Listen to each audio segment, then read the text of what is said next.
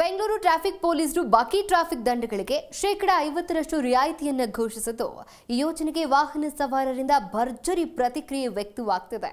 ಸಂಚಾರಿ ನಿಯಮ ಉಲ್ಲಂಘಿಸಿದ ಹಳೆ ಪ್ರಕರಣಗಳನ್ನು ಕ್ಲಿಯರ್ ಮಾಡಿಕೊಳ್ಳುವುದಕ್ಕೆ ವಾಹನ ಮಾಲೀಕರು ಮುಗಿಬಿದ್ದು ದಂಡವನ್ನು ಪಾವತಿ ಮಾಡುತ್ತಿದ್ದು 8 ದಿನದಲ್ಲಿ 28,52,84,600 ರೂಪಾಯಿ ದಂಡ ಸಂಗ್ರಹವಾಗಿದೆ.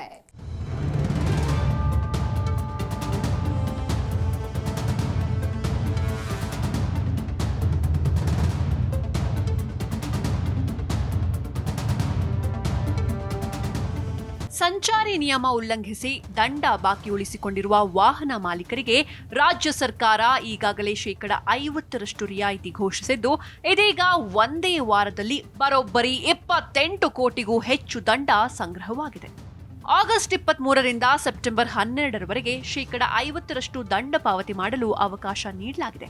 ಅದರಂತೆ ಆಗಸ್ಟ್ 23ರಿಂದ 8 ದಿನದಲ್ಲಿ ಒಟ್ಟು 10,31,399 ಕೇಸ್ಗಳನ್ನು ವಿಲೇವಾರಿ ಮಾಡಿ 28,52,84,600 ರೂಪಾಯಿ ದಂಡ ಸಂಗ್ರಹ ಮಾಡಲಾಗಿದೆ ಅಂತ ಬೆಂಗಳೂರು ಸಂಚಾರಿ ಪೊಲೀಸರು ಪ್ರಕಟಣೆಯಲ್ಲಿ ತಿಳಿಸಿದ್ದಾರೆ.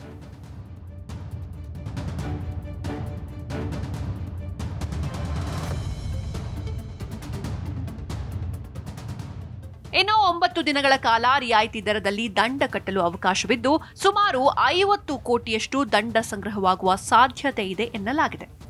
ಪೊಲೀಸ್ ಇಲಾಖೆಯಲ್ಲಿ ಸಂಚಾರಿ ಇ-ಚಲನ್ನಲ್ಲಿ 2023ರ ಫೆಬ್ರವರಿ 11ರ ಒಳಗೆ ದಾಖಲಾದ ಪ್ರಕರಣಗಳಿಗೆ ಮಾತ್ರ ಅನ್ವಯವಾಗುವಂತೆ ಮತ್ತೊಮ್ಮೆ ಶೇಕಡಾ 50ರಷ್ಟು ರಿಯಾಯಿತಿ ನೀಡಲಾಗಿದೆ.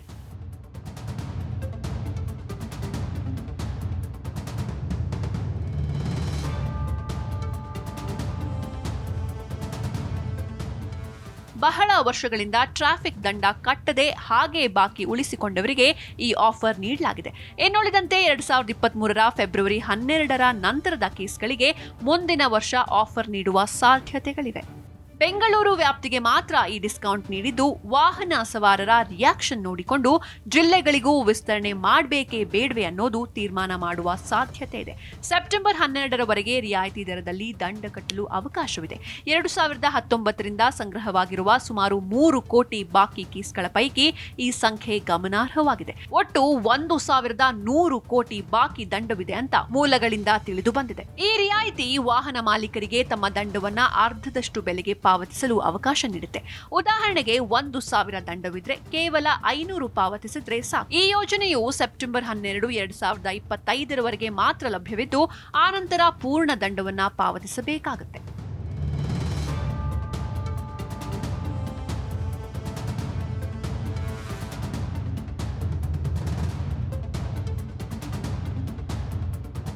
ಈ ರಿಯಾಯಿತಿ ಯೋಜನೆಗೆ ಸಂಚಾರಿ ನಿಯಮ ಉಲ್ಲಂಘಿಸಿದ ವಾಹನ ಮಾಲೀಕರಿಂದ ಉತ್ತಮ ರೆಸ್ಪಾನ್ಸ್ ಸಿಕ್ಕಿದ್ದು, ಇದೇ ಸಿಕ್ಕಿದ್ದೇ ಚಾನ್ಸ್ ಅಂತ ಉತ್ಸಾಹದಿಂದ ಹಳೆ ಕೇಸಿನ ಬಾಕಿ ದಂಡವನ್ನ ಪಾವತಿಸುತ್ತಿದ್ದಾರೆ.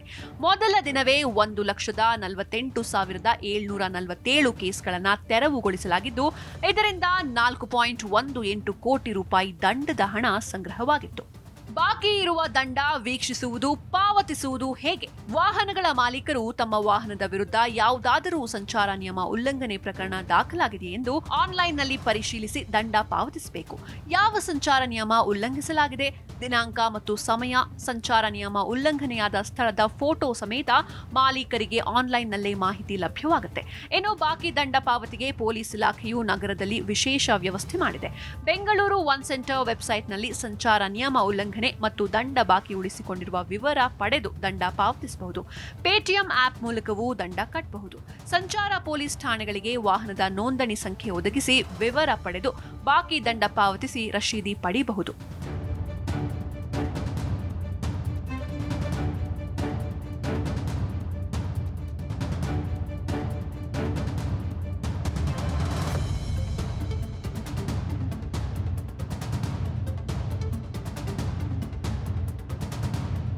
ಕರ್ನಾಟಕ ಸ್ಟೇಟ್ ಪೊಲೀಸ್ ಅಂದ್ರೆ KSP app BTP Astram app ಮುಖಾಂತರ ರಿಯಾಯಿತಿ ದರದಲ್ಲಿ ದಂಡ ಪಾವತಿಸಬಹುದಾಗಿದೆ. ಹತ್ತಿರದ ಸಂಚಾರ ಪೊಲೀಸ್ ಠಾಣೆಗಳಲ್ಲಿ ನಿಮ್ಮ ವಾಹನದ ನೋಂದಣಿ ಸಂಖ್ಯೆಯ ವಿವರಗಳನ್ನು ಒದಗಿಸಿ ದಂಡವನ್ನ ಪಾವತಿಸಬಹುದಾಗಿದೆ. ಅಲ್ಲದೆ ಅಲ್ಲಲ್ಲಿ ಇರುವ ಸಂಚಾರ ನಿರ್ವಹಣಾ ಕೇಂದ್ರದಲ್ಲಿ ಪಾವತಿಸಬಹುದಾಗಿದೆ. ಕರ್ನಾಟಕ ಒನ್ ಅಥವಾ ಬೆಂಗಳೂರು ಒನ್ ವೆಬ್ಸೈಟ್ನಲ್ಲಿ ವಿವರಗಳನ್ನು ಪಡೆದು ಪಾವತಿಸಬಹುದಾಗಿದೆ ಎಂದು ಬೆಂಗಳೂರು ಸಂಚಾರ ಪೊಲೀಸರು ತಿಳಿಸಿದ್ದಾರೆ. ಟ್ರಾಫಿಕ್ ಫೈನ್ ಆನ್ಲೈನ್ ಮೂಲಕ ಪಾವತಿಸೋದು ಹೇಗೆ?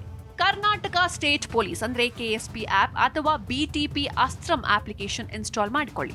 ಬಾಕಿ ಇರುವ ಟ್ರಾಫಿಕ್ ಚಲನ್ಗಳನ್ನು ವೀಕ್ಷಿಸಲು ನಿಮ್ಮ ವಾಹನ ನೋಂದಣಿ ಸಂಖ್ಯೆಯನ್ನ ನಮೂದಿಸಿ. ನೀವು ಪಾವತಿಸಲು ಬಯಸುವ ದಂಡದ ಮೊತ್ತವನ್ನ ಆಯ್ಕೆ ಮಾಡಿ. ಈಗ ನಿಮಗೆ ಟ್ರಾಫಿಕ್ ದಂಡದ ರಿಯಾಯಿತಿ ಮೊತ್ತ ಕಾಣಿಸುತ್ತೆ. ಇದು ಮೂಲ ದಂಡದ 50% ಆಗಿದೆ. ನಂತರ ಪಾವತಿಗೆ ಮುಂದುವರಿ. ನಿಮ್ಮ ಆದ್ಯತೆಯ ಆನ್ಲೈನ್ ವಿಂಡೋ ಅಂದ್ರೆ ಫೋನ್ ಪೇ, ಗೂಗಲ್ ಪೇ ಇತ್ಯಾದಿಯನ್ನ ಆಯ್ಕೆ ಮಾಡುವ ಮೂಲಕ ಪಾವತಿ ಮಾಡಿ. ಕರ್ನಾಟಕ ಒನ್ ಅಥವಾ ಬೆಂಗಳೂರು ಒನ್ ವೆಬ್ಸೈಟ್ಗಳಲ್ಲಿ ಆನ್ಲೈನ್ ಪಾವತಿಗೆ ಅವಕಾಶವಿದೆ.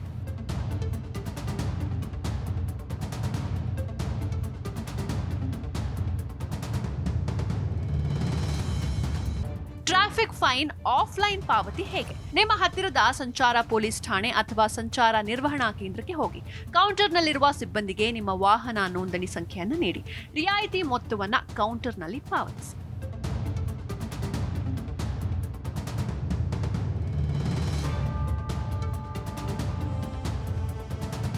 ಕರ್ನಾಟಕ ರಾಜ್ಯ ಪೊಲೀಸ್ ಇಲಾಖೆಯ ಸಂಚಾರಿ ಚಲನ್ನಲ್ಲಿ ದಾಖಲಾದ ಪ್ರಕರಣಗಳಿಗೆ ಮಾತ್ರ ಅನ್ವಯವಾಗುವಂತೆ ದಾಖಲಾಗಿರುವ ಬಾಕಿ ಪ್ರಕರಣಗಳ ದಂಡದ ಮೊತ್ತದಲ್ಲಿ 50% ರಿಯಾಯಿತಿ ಇದ್ದು 2023 ಫೆಬ್ರವರಿ 11ರವರೆಗೆ ಯಾರೆಲ್ಲ ಸಂಚಾರ ನಿಯಮ ಉಲ್ಲಂಘಿಸಿ ದಂಡ ಕಟ್ಟದೆ ಹಾಗೆ ಬಾಕಿ ಉಳಿಸಿಕೊಂಡಿದ್ದಾರೋ ಈ ಆಫರ್ ಸದುಪಯೋಗ ಪಡಿಸಿಕೊಳ್ಳಬಹುದು. ಹಳೆಯ ಬಾಕಿ ದಂಡವನ್ನ ರಿಯಾಯಿತಿಯಲ್ಲಿ ಈಗ ಪಾವತಿಸಿದ್ರೆ ಒಳಿತು. ಯಾಕಂದ್ರೆ ಮುಂದಿನ ಸಲ ಇಲ್ಲಿಂದ ಇಲ್ಲಿಯವರೆಗೆ ಮಾತ್ರ ಎಂದು ನಿರ್ದಿಷ್ಟ ಅವಧಿಯನ್ನ ನಿಗದಿ ಮಾಡಲಾಗುತ್ತೆ.